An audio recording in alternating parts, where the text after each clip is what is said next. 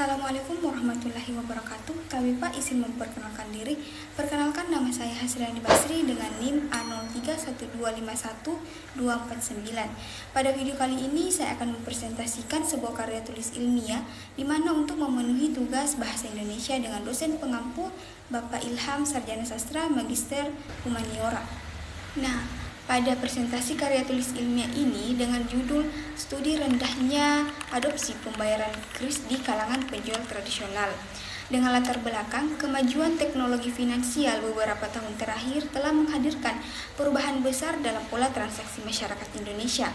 Salah satu inovasi yang paling menonjol adalah kris, di mana Bank Indonesia memperkenalkan kris sebagai standar nasional pembayaran berbasis QR dengan tujuan memperkuat keamanan transaksi, mempercepat proses pembayaran, serta mendukung terciptanya ekosistem ekonomi digital yang inklusif. Rendahnya tingkat adopsi kris ini pada pedagang tradisional menjadi isu penting untuk diteliti. Pemahaman terhadap hambatan yang mereka hadapi dapat membantu merumuskan strategi yang lebih efektif untuk meningkatkan inklusi digital, terutama pada kelompok usaha kecil yang selama ini cenderung berada di luar arus utama transformasi teknologi. Dari latar belakang tersebut, kita dapat merumuskan masalah. Yang pertama, faktor apa saja yang menyebabkan tingkat adopsi kris pada pedagang tradisional masih rendah. Yang kedua, bagaimana tingkat pemahaman pedagang tradisional mengenai penggunaan kris. Yang ketiga itu, upaya apa yang dapat dilakukan untuk mendorong pedagang tradisional menggunakan kris. Dengan tujuan penelitian, kita dapat mengidentifikasi penyebab rendahnya penggunaan kris. Yang kedua, mengukur tingkat literasi digital pedagang terhadap kris. Yang ketiga, memberikan rekomendasi strategi untuk meningkatkan adopsi kris. Penelitian ini menggunakan metode kuantitatif dengan pendekatan deskriptif. Pendekatan ini dipilih agar peneliti dapat menggambarkan kondisi nyata di lapangan secara objektif. Populasi dan sampel. Populasi penelitiannya yaitu pedagang tradisional yang beroperasi di pasar lokal, dan sampel yang dipilih menggunakan teknik purposive sampling dengan kriteria pedagang yang minimal mengetahui keberadaan kris meskipun belum menggunakannya. Pemilihan teknik ini dilakukan agar responden benar-benar relevan dengan objek penelitian. Teknik pengumpulan data itu dengan kuesioner tertutup. Yang kedua dengan observasi lapangan untuk melihat langsung kondisi sarana digital seperti ketersediaan smartphone dan akses internet. Yang ketiga itu ada wawancara singkat sebagai data tambahan guna memperkuat hasil utama dari kuesioner.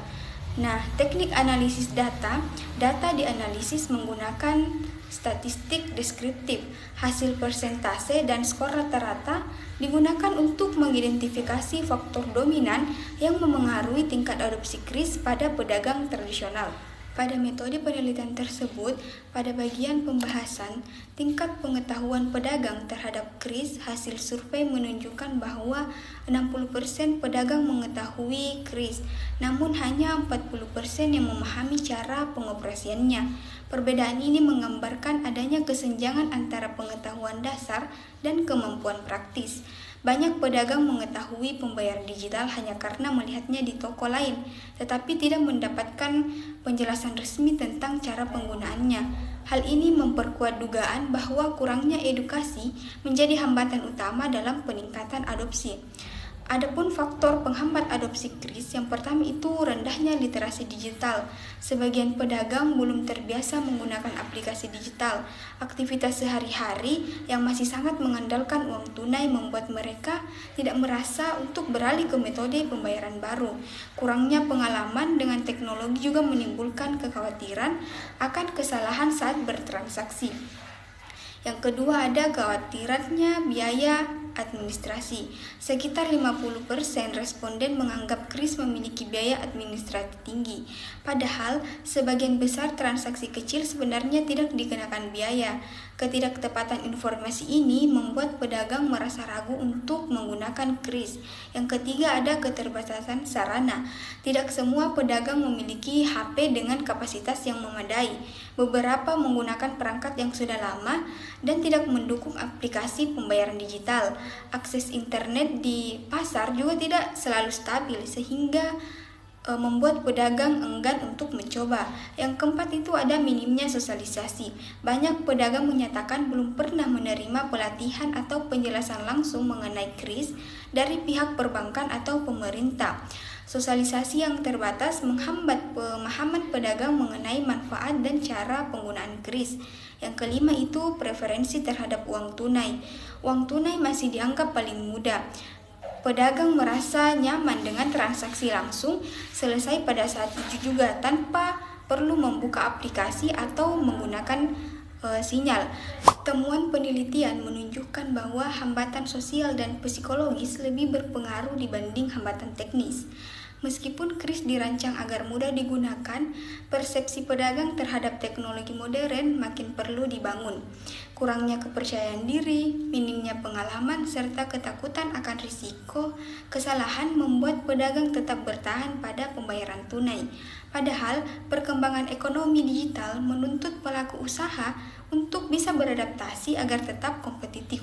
Jika pedagang tidak mulai mengenal teknologi, mereka dapat tertinggal dibandingkan pelaku usaha yang lebih siap.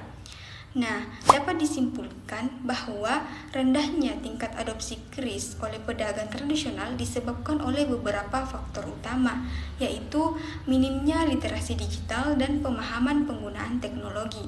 Yang kedua, ada kekhawatiran terhadap biaya administrasi akibat informasi yang tidak tepat. Yang ketiga, kurangnya sosialisasi dan pendampingan dari pihak terkait. Yang keempat, preferensi yang kuat terhadap transaksi tunai.